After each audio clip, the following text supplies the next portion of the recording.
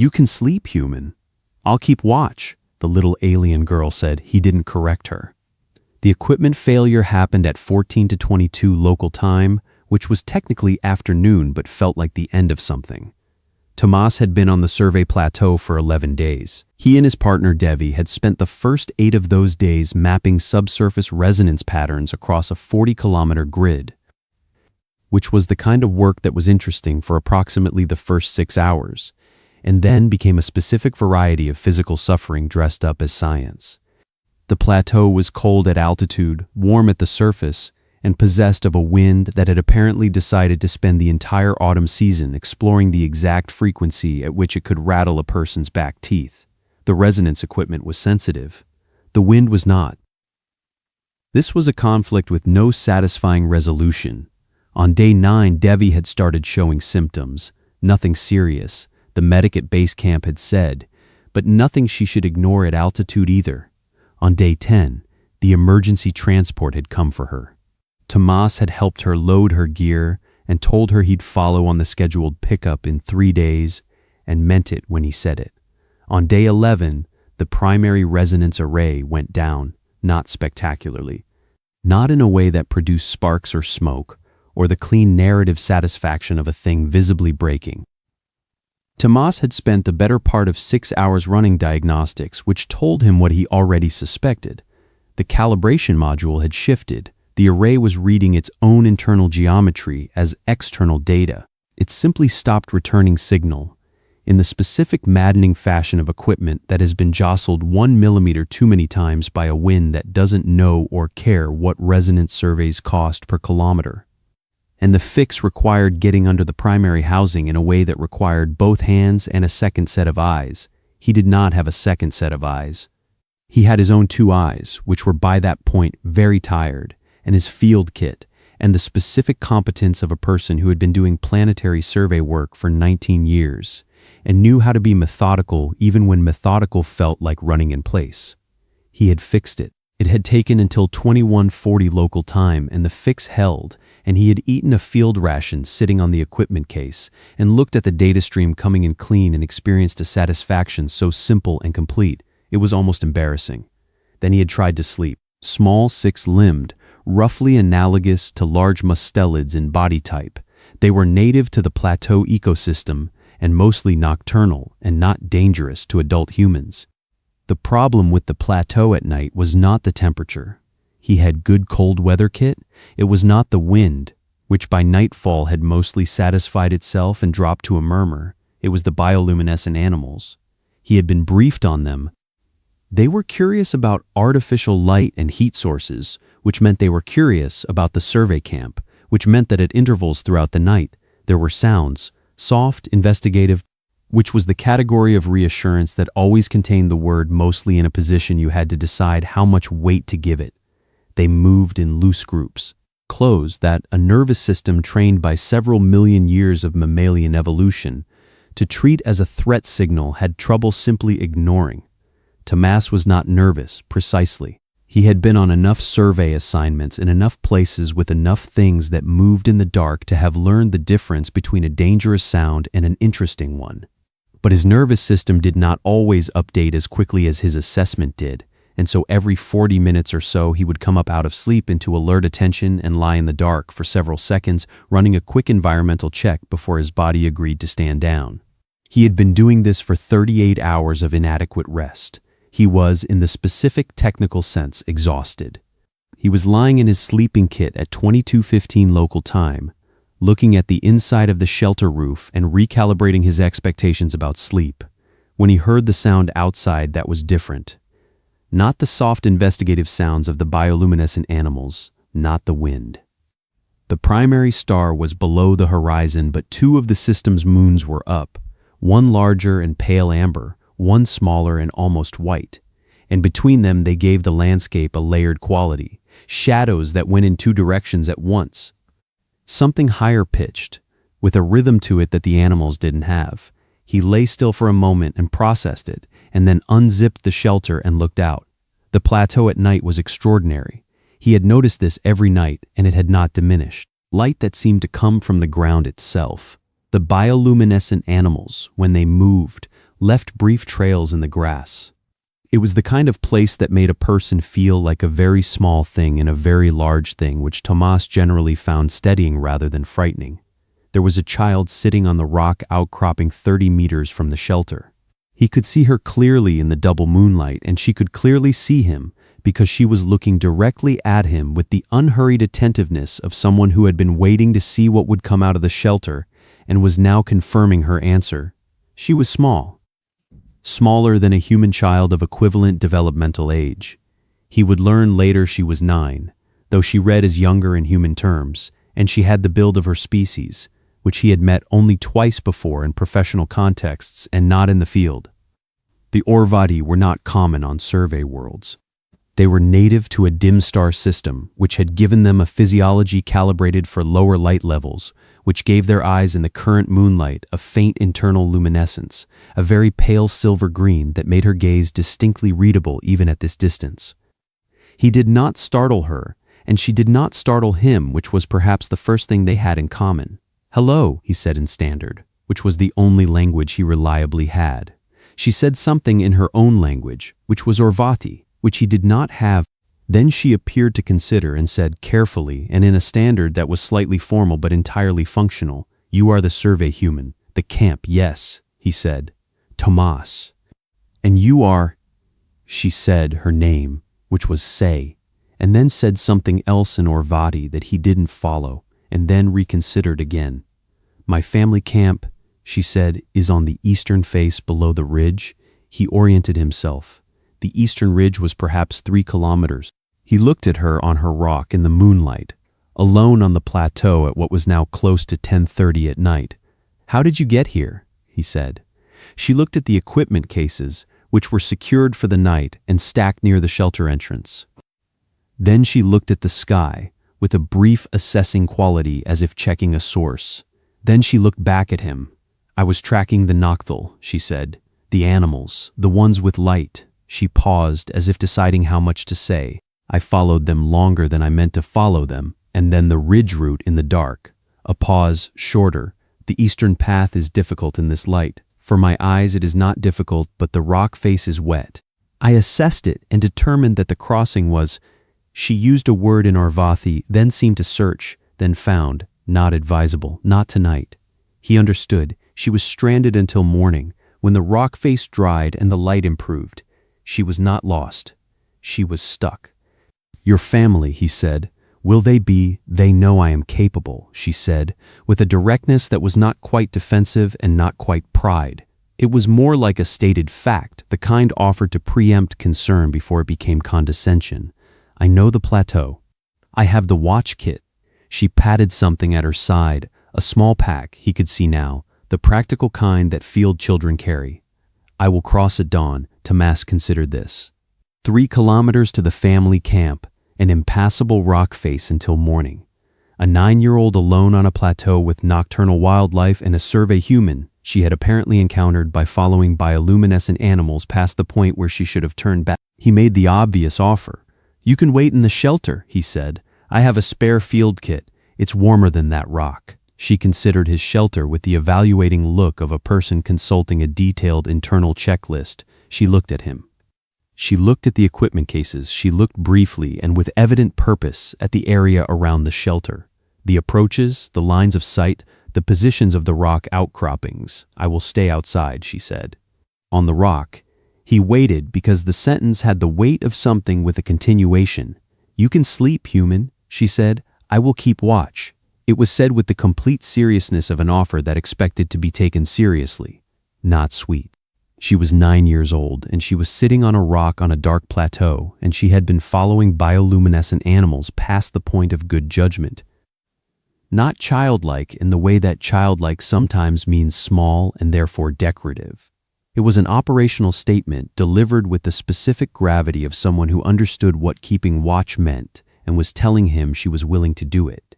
He looked at her, which was a thing he recognized because he had done versions of it himself at various points across 19 years of fieldwork. She had excellent night vision by species design, a watch kit of unknown, but probably reasonable contents given her evident general preparedness, and an expression of waiting that did not ask for reassurance. He did not correct her. "All right," he said. He went back into the shelter. He lay down. He did not immediately sleep, because a nervous system does not simply reset on instruction. But he was aware, in the drifting way of a person who is very tired and has been given permission to stop holding things up, that there was someone keeping watch. That someone was on the rock outside, that she had said so with the same tone of voice a person uses when they are telling you something true. He slept in 12 minutes. This was the longest uninterrupted stretch of sleep he had managed in 38 hours. He woke at 01:30 by internal clock, the usual nervous system check, and unzipped the shelter just enough to confirm she was still there. She was. She was sitting with the alert stillness of a person whose resting state involved more awareness than most people's active states. The smaller moon had moved, and she was in the overlap shadow now, which made her harder to see, but the faint luminescence of her eyes was visible and oriented outward, away from him, toward the plateau. She did not turn when he unzipped the shelter, but she said, without turning, "There are 4 Nocthal 12 meters northwest. They have been investigating the fuel cells for about 20 minutes. They are not a problem." He had not told her where the fuel cells were. She had located them on her own. "Are you warm enough?" he said.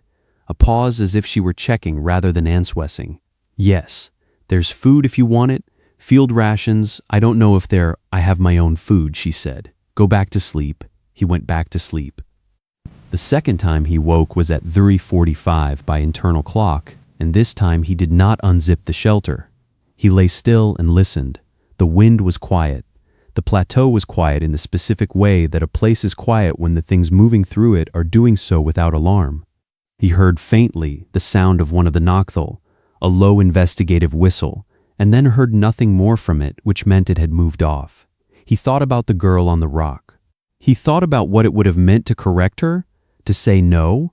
Actually, "I'll keep watch, you sleep," which would have been the instinctive response, the adult response. He thought about the offer she had made, which had been so complete and so serious that he had not questioned it. The response organized around the assumption that she was the one who needed to be managed and protected and looked after. And he thought about the fact that he had not said it, had instead said all right and gone inside, and about why. Part of it was exhaustion. He was honest with himself about that. He had been awake for 38 hours, and his judgment about what was sensible had a specific gravity pulling it toward whatever would let him sleep. He would not pretend otherwise, but part of it was something else, which he was working out slowly in the dark. She had night vision he didn't have. She had been on this plateau and evidently others like it. She knew where the fuel cells were without being told. She had a watch kit, and she had used the word Nocthal, which was the survey team's designation for the bioluminescent animals, which meant she had either learned it from previous survey contact or worked it out from cognates, either of which indicated a certain quality of mind. She was 9 years old, and she was alone on a plateau at 03:45 in the morning, and she was not frightened. She was keeping watch. She was in the relevant functional sense, more capable of the task than he was right now.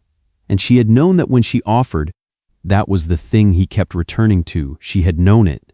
The offer was not generosity masking incapacity.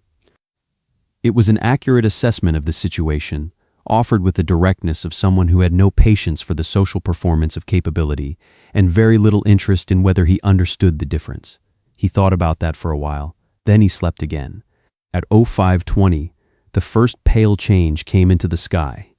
Not sunrise. The primary star was still below the horizon, but the quality of darkness shifted in the way it does on worlds with multiple moons, when the mathematics of orbital positions begins to let in more light.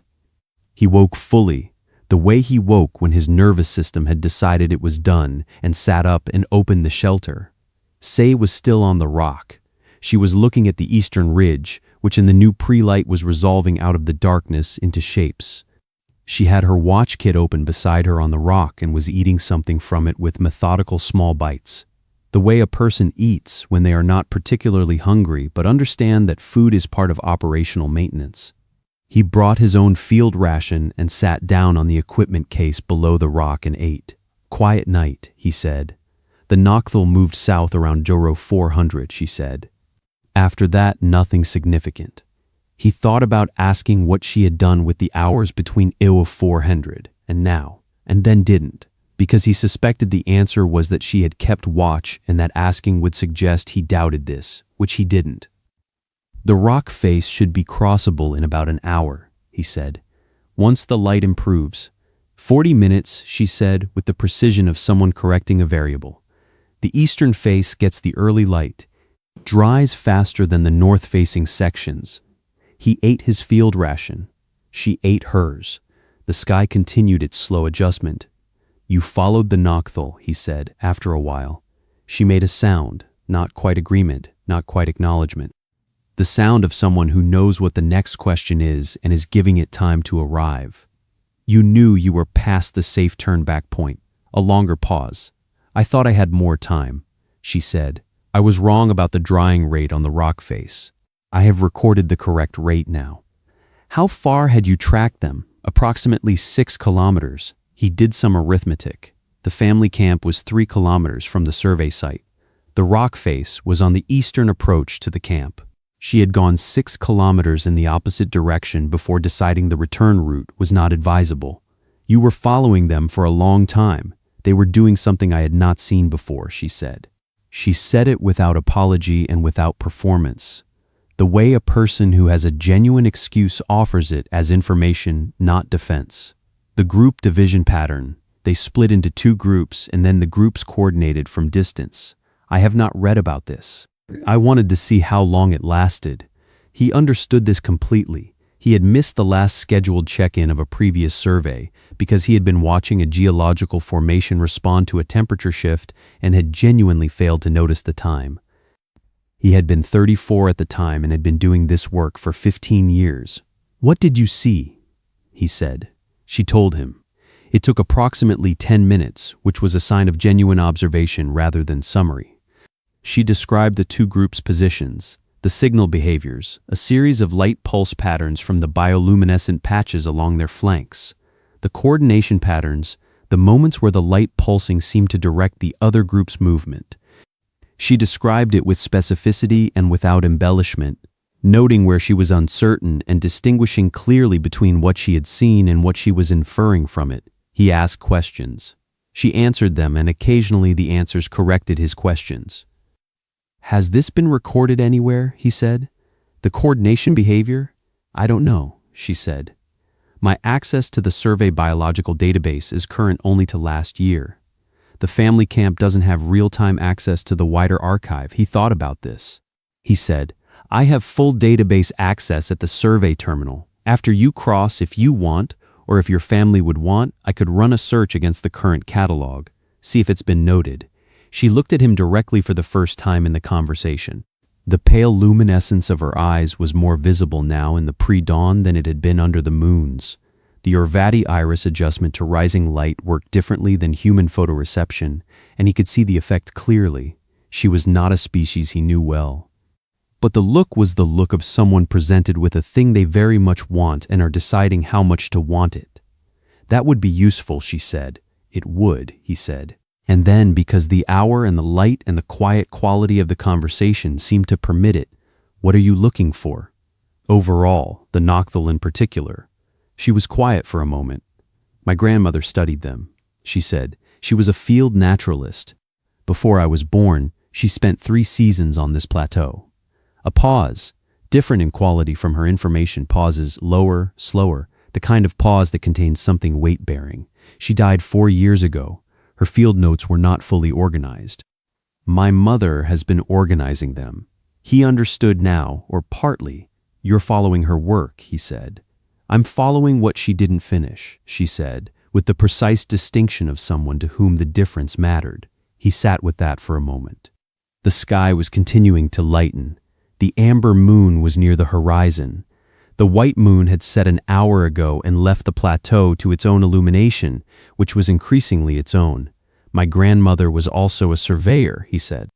Not because she had asked, but because the conversation seemed to have reached the point where reciprocity was accurate. She did seismic work. I started field work because of her. Say looked at him, and the look had a quality that wasn't quite softening. It was too exact for that, but was something like the adjustment a calibration makes when new data arrives and the instrument resettles. Did she teach you? She said. She taught me to look, he said. Everything else I learned from the work. C made a notation in a small book she had produced from the watch kit. He registered this without remarking on it. She was writing down what he said. He filed this as something that deserved to continue to be true. The nocthal coordination behavior, he said. What does your grandmother's work say about communication in this species? She told him. It was detailed, and it was specific, and it was better organized than anything he would have managed at 9 years old, which was, he recognized, not a particularly high bar, but even accounting for that, she was good. She knew what she was looking at. She had read her grandmother's notes not the way a child reads a document, but the way a researcher reads a predecessor's work, with engagement, with questioning, with the specific skepticism that is not doubt but is higher than acceptance. They talked until the light was sufficient. At 06:15 she assessed the eastern ridge and determined it was crossable. She assembled the watch kit with the practiced efficiency of someone for whom the pack had a system, and the system was non-negotiable. Everything went in a specific order. She sealed it, stood, looked at the equipment cases, looked at the shelter, and appeared to be doing something systematic in her head. The survey array will run until pickup, she said.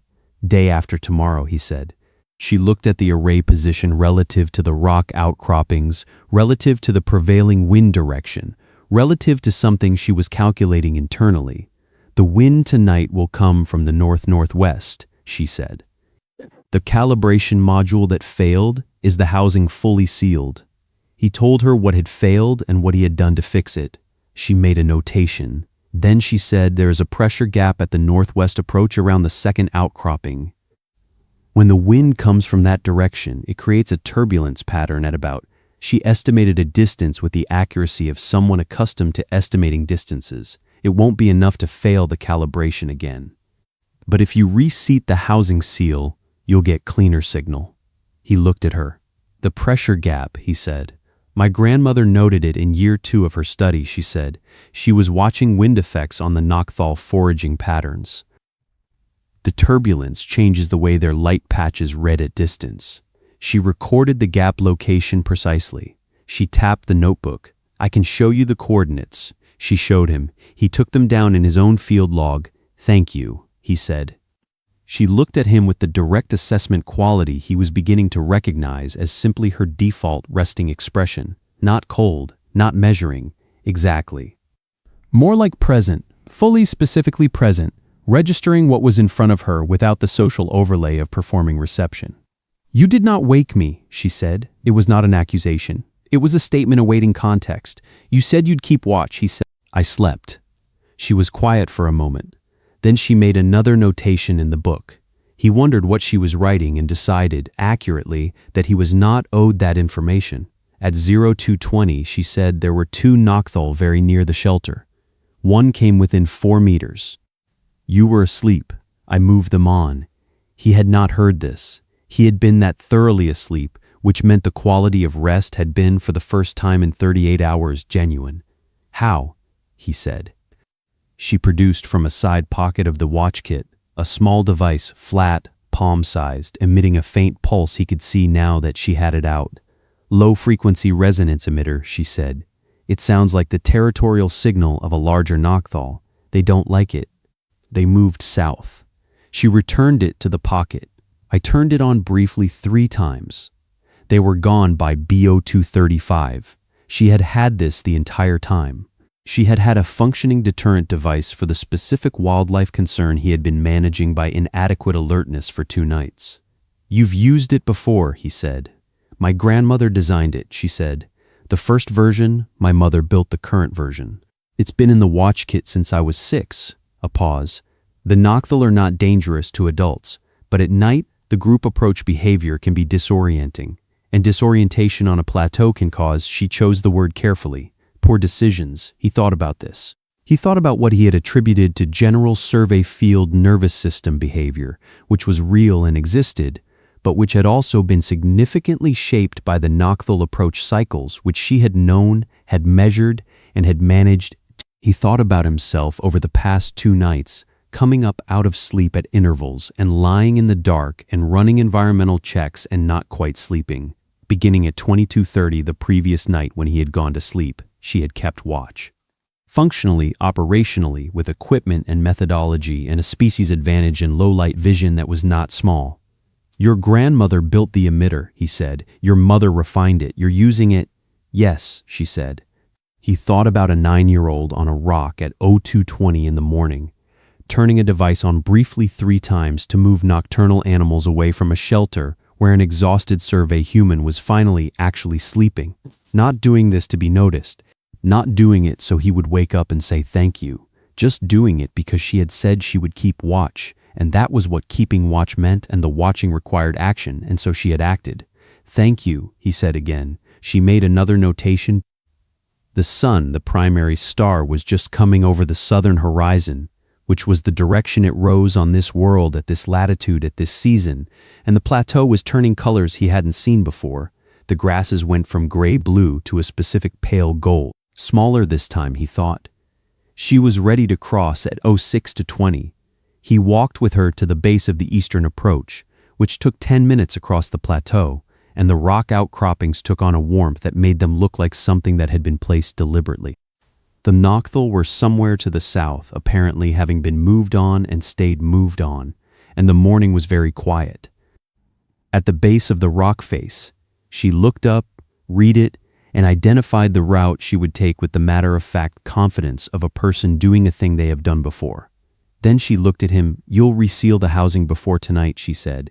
I will, he said. And if there are pressure readings from the northwest before the wind shifts, you should record them. Grandmother's notes have 2 seasons of baseline, but the more data the better. I'll record them. She nodded once. Then she said with the exact deliberateness of someone who has been constructing a sentence, the database search. If the coordination behavior has not been recorded, I'll note it in the survey biological appendix, he said, with a reference to your grandmother's foundational work. If you send me the relevant chapter from her notes, I can include the citation properly. She looked at him for a moment. The pale luminescence of her eyes had fully adjusted to the morning, and what remained was the color underneath, a gray-green that was calm and very clear. You know how to cite field naturalist work, she said. It was not a question, it was the sound of an expectation being revised upward. 19 years in planetary survey, he said. You learn to cite everything. She made the last notation in the book and closed it and put it away. My name is Fulse Varin, she said. Of the Varin Field Studies, 2nd generation. She said it with the specific weight of someone citing a lineage that is not royal or political, but is nonetheless real and carries meaning for those who understand what it means. Thomas Vane, he said. Planetary survey, atmospheric and subsurface. I'll include your name in the appendix entry. Se Varin, she confirmed, as if making sure of the spelling. Se Varin, he confirmed. She turned to the rock face and began to climb. He watched her go. She was quick and she was precise, and she moved with the confidence of a person whose assessment of the route had been correct, and who was therefore not second-guessing the decisions she had already made. Halfway up, she paused, checked a handhold, found a better one, continued. Near the top, she moved through a narrow section with an economy of motion that was, he thought, probably better than he could have managed even at full rest. At the top, she looked back down at him. The report goes to the Varin Field Archive as well, she said. Her voice carried clearly in the morning air. When it is complete, not just the survey database. When it's complete, he said yes, she considered this.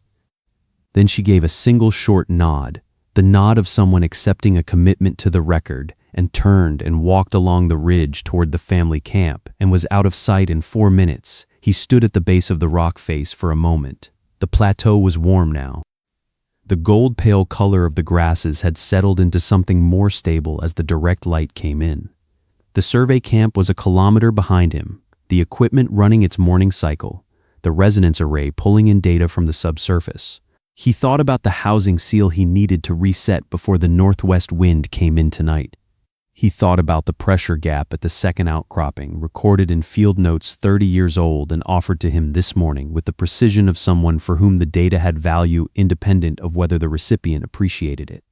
The other version that there are people in the world, and people was a word that had gotten broader for him over 19 years, who are more capable than you for a specific task in a specific moment, and the correct response to that capability is to recognize it and step back. He thought about what it meant to let someone keep watch. Not the sweet version of the thought, the one about generosity and grace and the wisdom of accepting help, which was true, but was not the whole thing. And the dignity offered in stepping back is not condescension, but its opposite. It is the acknowledgement that the offer was real. She had made a real offer, he had accepted it. She had kept watch. That was the whole thing. That was all of it. The coordination behavior, two-group light pulse communication in nocturnal foraging parties, had been noted once in a survey biological appendix from 26 years ago. The database search took 40 minutes that afternoon, by a field naturalist who had spent 2 seasons on the plateau and had recorded a single observation without follow-up. The citation in that appendix referenced no foundational work. It was a solitary note, marked as preliminary observation, pending replication. Tomas read the name in the citation and checked the Verne Field archive cross-reference that he had, in fact, known how to access. The foundational observation was by Dr. Alara Verne. The 26-year-old appendix citation had been written by the survey team that came the season after her second year. They had seen the behavior themselves and noted it, and had pulled from her notes with a brief acknowledgement of prior observation. Field naturalist, 2 seasons on the plateau. But the acknowledgement was incomplete, and the citation thin enough that subsequent database organization had not connected it. Say's grandmother's work was there in the record. It was just not attributed with the weight it deserved. He spent an additional 2 hours that afternoon preparing a formal notation for the survey biological appendix. He documented the coordination behavior observation from the previous night, with timestamps, locations, observed details. He cited Say Varen as the observer. He cited Dr. Alara Varen's foundational field notes as prior work and requested a cross-reference update in the database. He included a note that the original citation in the 26-year-old appendix was under-attributed relative to the scope of the prior field work, and recommended a formal record correction. It was the kind of notation that might or might not be acted on at the database administration level, depending on who reviewed it and when. He filed it as if it would be acted on, because that was what you did with documentation. You wrote it to be accurate, and then you let the record do what the record did. Then he reseated the housing seal on the resonance array. The northwest wind came in that evening, as Say had said it would. The signal stayed clean. He recorded the pressure readings from the second outcropping through the wind shift as she had suggested, annotated against the baseline in her grandmother's notes, which he had now accessed through the Varen Field archive. The nocturnal came in from the south around 21. He activated the resonance emitter. He had one in his kit, a commercial version, cruder than the device. Shay had been using at 21:45 when a group of 4 approached within 10 meters of the shelter. They moved south. He went to sleep at 22:10 and slept uninterrupted until morning. On the last day before pickup, a message came in on the survey communication band from the family camp frequency. He had listed the family camp as a courtesy contact when he filed the extended stay paperwork after Devi's evacuation. He had not expected them to use it. He read the message on the shelter terminal. To Survey Technician T. Vane, Field Camp 7 Plateau. We understand our daughter Say was at your survey camp during the night of the 14th. She has explained the situation. We are satisfied she conducted herself appropriately. She has asked us to convey that she received the database notation alert and that the attribution is correct. She has also asked us to convey that the coordination behavior was observed again this morning at approximately 05:30, with a third subgroup that she had not observed previously. She has added this to the field notes and asks whether you would add it to the biological appendix entry as an addendum. The Varen Field archive remains open to your access if there is anything further in Dr. Alara Varen's notes that is relevant to the survey data. With respect, E&M Varen, he read the message twice. He pulled up the appendix entry and added the addendum. Third subgroup observed 0630 local time. Family camp coordinates. Observer S. Varen 14 hours after primary observation. He filed it. He wrote a reply to the Varen family camp, to E and M Varen. The addendum is filed. The three-group coordination pattern will be noted as an expansion of the initial observation. I want you to know that the original database notation from 26 years ago had underattributed Dr. Alara Varen's foundational work. I have requested a formal correction. Whether the database administration acts on it will depend on their process, but the notation and the request are in the record. Your daughter's observation from the 14th was precise and detailed and will hold up to any scrutiny the survey system applies to field contributions. She documented it well. She also kept watch all night. I slept better than I had in 2 days. He looked at that last line and thought about whether to keep it. He kept it. Tomas Vane, Planetary Survey, he sent it. The pickup came at 1400 on the last day. He was loading the last case when the transport crew chief abroad. He had the equipment broken down and ready, and the array secured in its transit cases, and the campsite cleared of everything except the marks the equipment legs had left in the ground, which would be gone in a season. Practical woman named Hassel, who had been doing pickup runs on survey worlds for what she conveyed was a sufficient number of years, looked at the resonance array housing and said, "You reseated the housing seal." "I did," he said. "Good call," she said. "That's the one that goes when there's a pressure gap. Someone told me about it," he said. She looked at him, and something in the look suggested she was accustomed to field technicians who attributed good decisions to their own judgment, and that the variation was being filed as a data point. She didn't say anything else about it. On the transport, he wrote up his field report, 11 days of survey equipment, failure, repair, continuity of data stream, night watch addendum, bioluminescent nocturnal approach behaviors, deterrence response, note on commercial emitter efficacy versus field-designed unit, pressure gap at outcropping 7A and corrected, data quality maintained through the full collection window. In the biological observation section, he included the full write-up, coordination behavior, three-group addendum, citation chain, Dr. Alara Varen foundational work, Say Varen primary observer. He filed the report and looked out the transport window at the plateau getting smaller. He thought about 9 years old, and a watch kit with a grandmother's emitter design in it, and a notebook full of naturalist observations in the tradition of someone who had also sat on that plateau and learned what the nocturnal did in the dark. He thought about the specific quality of the offer, calm, operational, accurate, and about what it had cost him to take it, which was not much, because what it had required was only the ability to hear an assessment and agree with it. "You can sleep, human. I'll keep watch." He had heard the offer correctly. That was all it had taken. He thought about the morning, the rock face, the single nod from the ridge that was acceptance of a commitment to the record. He thought about a field archive with a grandmother's name in it and a mother building the tools and a daughter using them and adding to them and refusing to let the work remain unfinished. He thought about what it means to follow what someone didn't finish. He thought about his own grandmother and the seismic work and the 19 years that had followed from learning to look. The plateau was gone behind the transport's horizon. He closed the field report. He made a note on his personal calendar, 2 months out, follow up on database, cross-reference correction, Varen citation. He would follow up. The note would be there. You would not need the note to remember, but the note would make the remembering into a commitment, and commitments had a different weight than memory. He had been told something true the previous night. He had acted on it and slept. He had woken up and the thing had still been true. The watch had been kept. He had received this correctly. The least he could do was keep the record accurate. The database correction was processed 6 weeks later. The cross-reference was updated. Dr. Alara Varen's foundational fieldwork was cited at appropriate weight in the coordination behavior entry, with a note on the history of attribution and the current correction. He received a notification of the processing and forwarded it to the Varen family camp contact address that was now in his professional directory.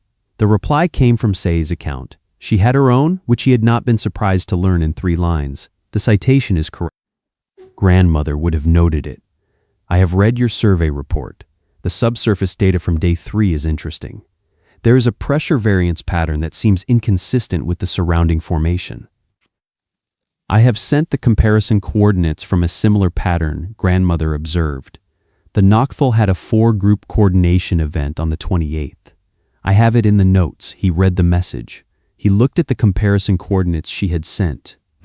He read them against the day 3 data and found the inconsistency she had identified, which was in fact interesting. He sent the comparison to the subsurface analysis team at the Survey Institute with a note explaining the source. He wrote back to say 4 groups. That's not in the literature at all. Please keep noting it. The subsurface variance is being reviewed. Your coordinates are in the analysis file. Thank you for keeping watch. He sent it. He did not know if she would keep the messages or whether they would become part of something organized, a correspondence file, a research thread, a line in a field archive that her own successors would one day read and try to follow. He did not know how long she would spend on that plateau, or what the Nocthal would show her, or whether the database would eventually have a coordination behavior entry that ran through 3 generations of the Varen name. He knew the offer had been real and he had taken it seriously, and the morning had come. That was enough to start with. That was how most of the lasting things began.